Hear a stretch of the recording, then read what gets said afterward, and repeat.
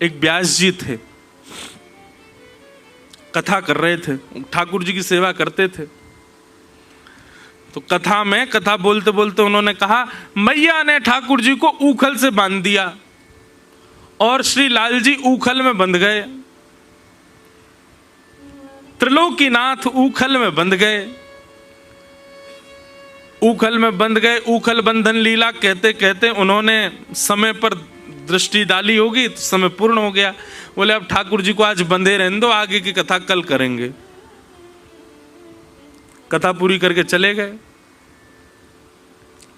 अपने ठाकुर जी की सेवा आदि करके उनको शयन करा दिया, स्वयं प्रसाद पाके शयन कर गए।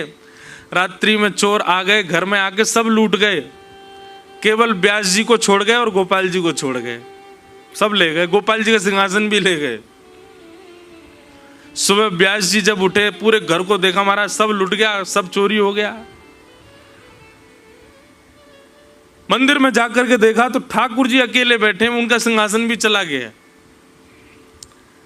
व्यास जी बहुत रोए, गला फाड़ फाड़ के आपकी कथा सुनाता हूं, 3-3, 4-4 घंटा बिना पानी पिए आपका यश गाता हूं। पूरी दुनिया की आप रक्षा करते हो नाथ, मैं आपका यश गाता हूं, मेरे घर की रक्षा नहीं कर पाए आप। सब चोरी करके ले गए सामान। वैसे तो पूतना को मारने के लिए 6 दिन की आयु में आपके हाथों में जान आ जाती है, और यहां पे इतने वर्षों से मैं सेवा कर रहा हूं, मेरे घर की रक्षा नहीं हुई आपसे। ठाकुर जी प्रकट हो गए, बोल पड़े, बोले चुप बिल्कुल, हमको क्यों डांट रहे हो? बोले नहीं डांटूं, इतना यश गाया, कम से कम बदले में हमारी रक्षा ही कर देते। ठाकुर जी बोले